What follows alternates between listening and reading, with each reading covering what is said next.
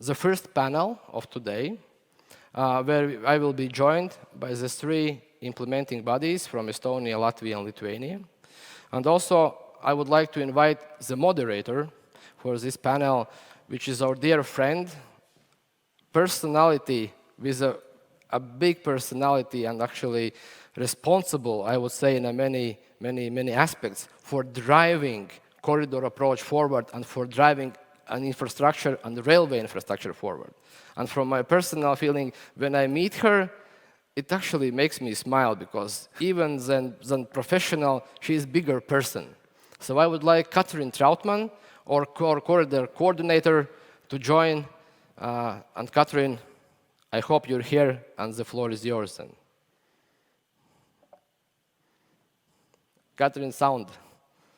Thank you very much, Agnis. It's a pleasure to be present for this so important moment in which I want first to thank also all the ministers announcing so good news for the construction of the Rail Baltica and to confirm their commitment for the realization of one of the most important projects in Europe in the moment.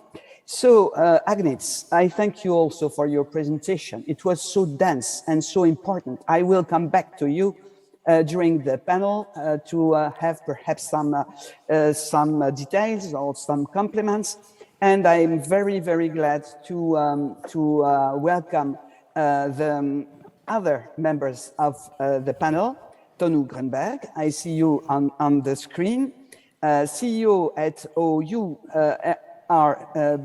Rail Baltic Estonia, Kaspars Vingris at CIA Eiropas Dzelzceļa līnijas. I want to see if he is present, I think, on the stage. And also Karolis Sankovski, CEO at LTG Infra AB. So it's the 3 representatives of the implementing bodies in the different countries, and they work a lot with you, Agnis, and I'm very glad to see them all after discussions in the famous train, the Baltic train, in which we were some days ago. This trip was of high importance to have discussions, exchange on progress, and also on duties to make to solve all the difficulties. For such big projects, it is always so. We see more the duties to do, but we must also look a bit, in the past to see also the steps which were given by all the partners. And the project is very important. As I said, as European coordinator, I can say that the Rail Baltica is not just a national project, even a Baltic project. It is a true European project because of its importance. We need Rail Baltica to improve the connectivity of the Baltics. We need it to green and decarbonize the transport sector in the Baltics, and because of its geopolitical relevance, of course.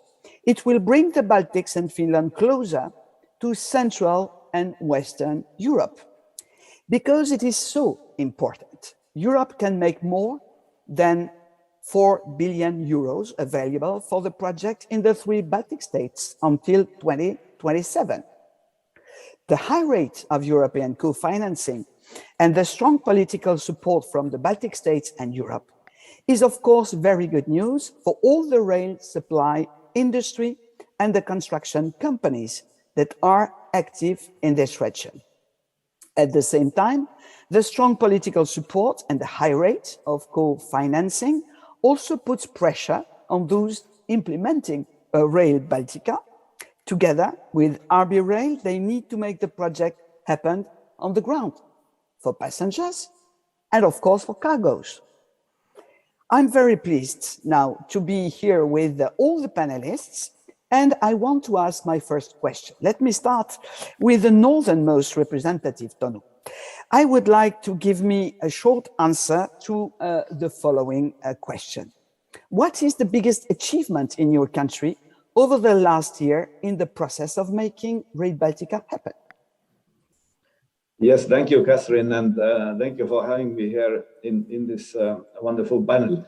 Basically, I think the most important achievement definitely is that we have now, by now, created all the prerequisites to really get into this, let's say, the construction, the real construction phase. So basically, the design phase is ongoing, the acquisition of this land is ongoing, and some parts are completed. So basically, major obstacles are already removed. Now it's only what is left to do is to complete the designs and to get to the real construction, which actually has started, as already Agnis summarized. Basically, in all three countries, we already have started the construction in some parts. So we have certain different strategies partly, but that's okay, because in the end, we know that the whole railway has to be completed and connected cross-border effectively. Thank you. Thank you very much, Tõnu. This is, I know that your country is very much involved in the wish not to see as not to be seen as an end point of the Rail Baltica. But that's why I begin by you, because you are also the beginning point and linking, of course, Finland. Can I ask Kaspars to answer to this question too, so that we have the complete picture? Thank you for your warm welcome. Indeed, today I feel the same team spirit as we had during our train trip recently. This year has been remarkable in terms of progress of Rail Baltica implementation in Latvia. I can proudly confirm that the most challenging sections in Latvia, Rail Baltica Central hub in Riga, Rail Baltica station and infrastructure section at airport are already under construction. All this about providing new, much higher standard of service for our passengers. Also, the largest tender for construction of main line in Latvia for more than 200 kilometers has been recently announced.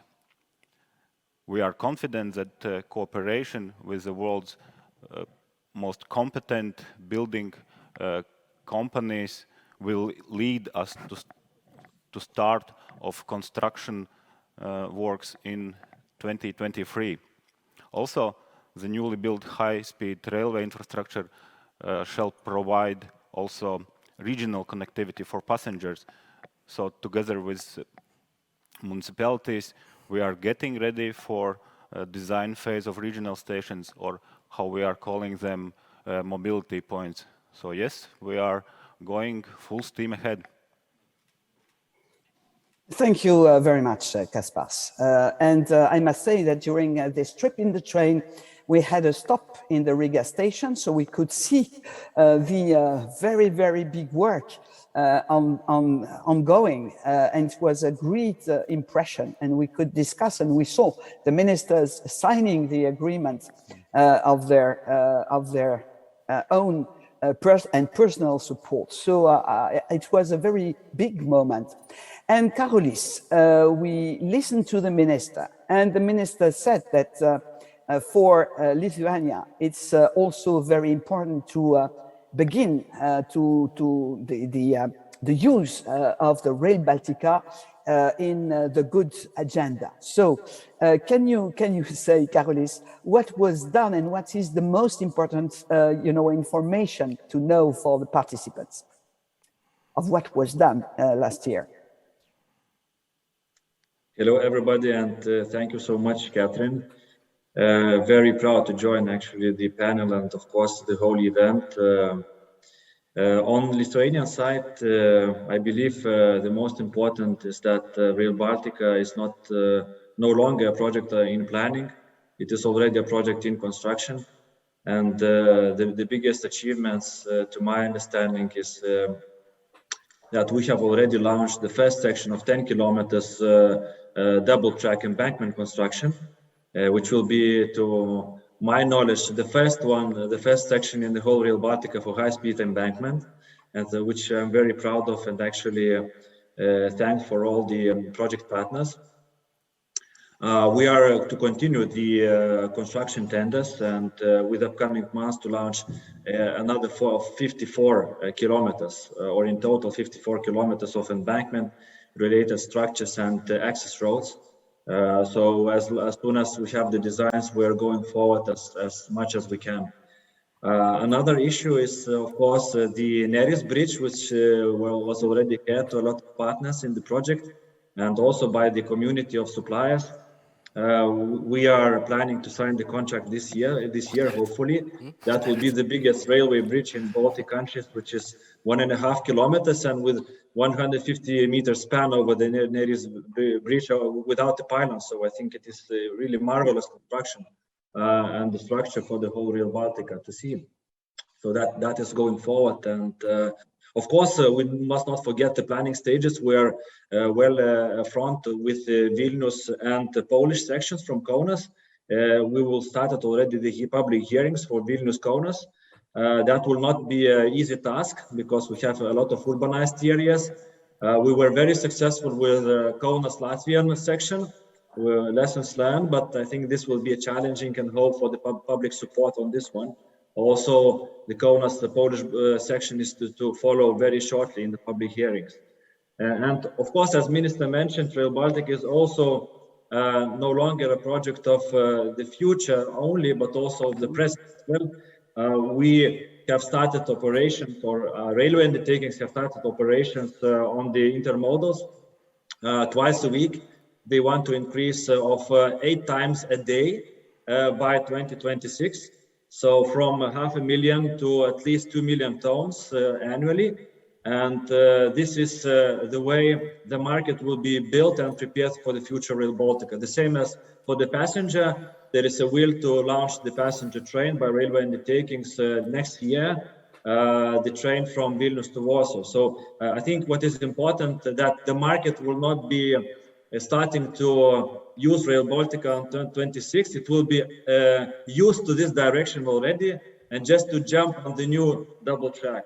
So that is our ambition. Thank you so much. Thank you very much, Karolis. You said a very important message. I know that between the 3 Baltic countries, there are discussions to begin some services for passengers, for freight, and to give the context, the positive context for the business, for the companies. Of course, this is very important for passengers to see the reality of the train, and also for freight, because it is a very important discussion we have in the moment. I must say to the participants that one of the challenges of the next month and years is to succeed in the integration between the corridors, the North Sea Baltic corridors, with the extensions to the Arctic area, but also with the rail freight corridor. And of course, we want and we ask for the support of the companies who can also give that is their strategy for the freight market. And we will discuss it very soon, this question, because of course it's of high importance for all the economy of the Baltic countries, for Finland, for Poland, but also for all Europe. So, Agnis, you listened to the answers of our distinguished guests for this panel. What is your reaction before going to the next question? No, I think that the word proud would summarize very well. That in each country we can see how the works are going on, that we are working really as a team in order to get the project moving. And everybody shares this understanding, that it's not only about the railway, but it's also about the developing broader economical corridor, and not to do it only in 2026, but to start developing it today. So I would say that this shows this maturity and the single voice and the commitment of the project within Baltic countries and beyond.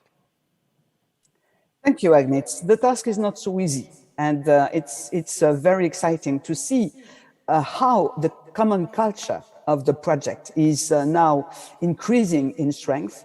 And I want to thank everyone who tried to see, in a way, the interest of the country, of his company, but also the common interest, because the success will be common. So for the future, and in a certain way, Karolis speaks about the next period. But I want to come back to you, Tõnu, for the second question. If you are looking ahead to the next year, what will be for you the biggest effort in your country for the completion of this international project? Yes, that is a very important question indeed. And most of the work is still ahead of us. So basically, now we will concentrate on coming years to really start with the construction of the main line. Also, we are very close now to launching the construction tenders for our main terminals, Tallinn Ülemiste, which is the main terminal. Basically, the design is ready. So in the beginning of next year, we already go to the construction tender, and we can start the construction already next year. And the same with Pärnu International Terminal, which is closer to Latvian border, the same. And then, of course, most important, we will pay to the Muuga multimodal terminal, which is actually on the sea, just looking over the water to Finland. Basically, we foresee that there will be a huge flow of cargo coming in by boats, and from Muuga we can really reload it to any type of transportation. Of course, the Rail Baltica is very much anticipated to operate there. So we will create some 30 kilometers of new rail there. So that's going to be definitely a very important place where the cargo can actually come to the Rail Baltica. So I think that is very important, and also the work to really finalize the whole Baltic strategy, how we then start the mainline construction. So in what sections we go first. As it was discussed, we can launch probably earlier in 26 already in some parts, but then completing latest 2030. So that is also ongoing now. It's very good and constructive work. So we need to agree, all three countries, how we move, and also our Polish partners, to get the real, the whole working in end. So I think those questions we need to tackle now in the coming few years, and then we will successfully be able to complete the project.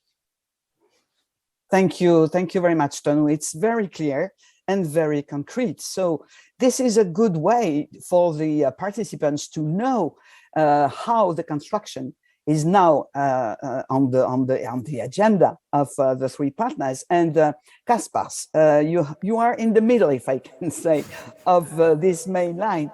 So you know that you must go north, you must go south, and the success of the Rail Baltica is very much about the cross-border links between the three Baltic countries. So what is your perspective for the next year?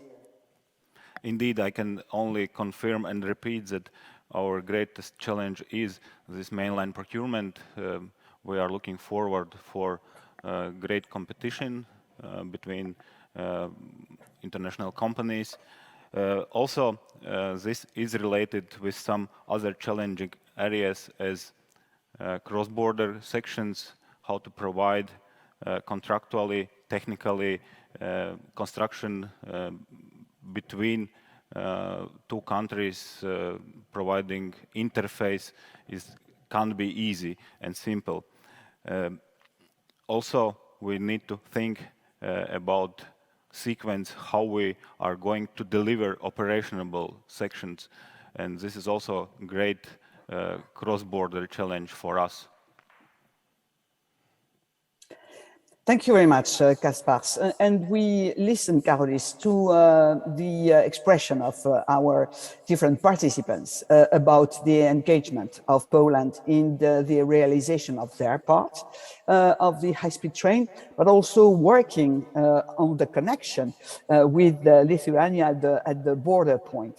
So what is for you the perspective? You spoke a bit about it, but perhaps you want to add also some elements of information, and it's very important to know.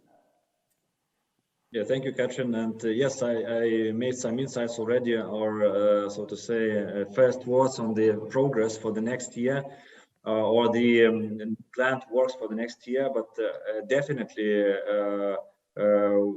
our plan is to be successful at the procurement stage for the embankment, and so that we could hit the construction already for this 54 kilometers next year. So that is the main, I think, ambition and the main activities next year. Of course, the planning is very much important in Vilnius and Kaunas Polish border sections, because we need to start also the design activities as soon as possible. So our plan is to close the territorial planning by the third quarter of next year, and also to start the two processes in parallel, land acquisition and also the design of these two very important sections. I believe what is a very, very big challenge is the readiness of the resources of the suppliers, meaning that we really need to plan well, and we really need to update information to the market so that they are ready, because the railway is being built not only in 3 Baltic countries, but also, as you told, in Poland as we speak. They are very well progressed in Rail Baltica, but also all other European countries seeking for the Green Deal targets. Everybody is building, and we really, in terms of Rail Baltica, it is good that we have the global forum, the industry day. It is good, really, mission of RB Rail to communicate wide through the supplier market, and for us implementing bodies also to inform and update the timing of the upcoming tenders, because the suppliers, they are participating as well in railway project, but also in the road projects, which also happen as we speak in Lithuania as well. So this is, I think, very, very important issue. And on the Polish synergy with our Polish partners, I think everything is very well. The border crossing point is coordinated. We are coordinating together with the RB Rail team the interfaces between the subsystems, meaning the parameters, electrification, signaling, and so on. So I think that we are very well coordinated here. Thank you very much, Karolis. I think I will not automatically speak or ask Agnis to speak about the future. He can do it now also with another question, which is very special for RB Rail. And Karolis, you gave me the transition. It is the role of coordination, the role of building common standards to obtain the best results in a smooth and continuous train from the north to the south, or from the south to the north. It must be this performance we wait for, because the business people, they want to be sure they can know with the Rail Baltica that when they put a cargo in, or when a passenger takes a ticket, the service, the quality of the service will be there. So, of course, it's a good news for them to have the announcements of tenders and of construction, but we must also give to them the concrete vision and the concrete understanding of what this period is going on, how it is going on, and how it is managed. So the role of RB Rail is to build these common standards, coordination, as you said. So Agnis, can you give us the main points for the future, and also some elements on this role you have to be the one who gives the connection, the connectivity between the 3 Baltic countries? Indeed, Catherine, thank you for the question. It is a joint project between the 3 countries, and even beyond, it's between 3 countries and connection to the rest of the European railway network. So whatever we do, we need to act as a one and as a coordinated project. Therefore, there is RB Rail, whose role is to ensure that. And from the many angles, we are doing that on the daily basis. First of all, if you look at the design, so design is done centralized for the 3 countries based on the same technical specifications or design guidelines procured in the transparent manner. And this is also cascaded throughout the project between all the project partners, that we have the same standards. Whether they are technical standards, whether they are procurement kind of standards, legal, all of those bits and pieces have to be standardized. Imagine if we are doing 870 kilometers in 3 countries, and we would lack those standards, starting from health and safety, even such a simple thing as reporting. At the end of the day, how you can get it all together. So from the global project perspective, it is a key that we all work together on the same principles. Furthermore, if we look about the railway, so railway is built not only geographically, but is also built from the different sections or parts, I would say horizontally, so that you have an embankment, then you put in electrification, systems, safety, and operations. So all of that has to be developed as a one single program throughout the 3 Baltic countries and different stages of the program. So in other words, what is important for the next year? First of all, complete the designs and move towards the construction. Secondly, to ensure that all those common standards and principles are worked out, agreed, and followed between the partners. But what is the most important, that already in the procurement phase, we have those standards and requirements cascaded down to our suppliers. Because hundreds of suppliers, different approaches, it's not going to work. One approach across the project. And then we will go to the interoperability. As Karolis correctly said, it's vital that we have one program for the 3 countries and connection with the Poland within the same program and the time schedule to ensure timely and interoperable delivery of the railway. Katrin, back to you. Thank you very much, Agnis. You said exactly what is your role and how the methodology of the project is going on, because this is very important. We have several infrastructure projects in Europe, and we don't, with the Commission, create, an occasion of competition, which will be a competition between projects. We want to succeed in every project and in every single, if I can say, project. So the way a project is taken, is organized, is explained to the companies so that they can come to tenders, understand the method in which they come in. This is very, very important because we need to stick also on the agenda. And I want to say that for the Commission, giving money is also not only giving it, but asking for spending money. So everyone can know that the project is very strongly supported. And I think that for we, Tõnu, Kaspars, Karolis, and Agnis, and me as coordinator, Rail Baltica is of course the most important missing link on the North Sea Baltic Corridor, a project of strategic importance.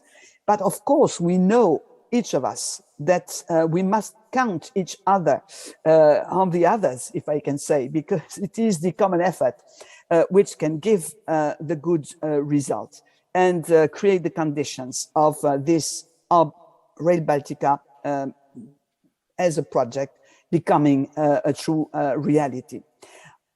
I am looking forward to this discussion this afternoon on the economic corridor that Rail Baltica will present in the future. I think we will go on these topics, and perhaps now it's time for questions and answers. So thank you, dear panelists, dear friends, and also thank you for all your agenda of work you explained to us. We know that you will be very busy. Can I say with my thanks also all my congratulations for the engagement of your teams, because of course you are alone on the stage and with us in the panel, but there are many people working in the same way for the success of the Rail Baltica. And thank you for your teams.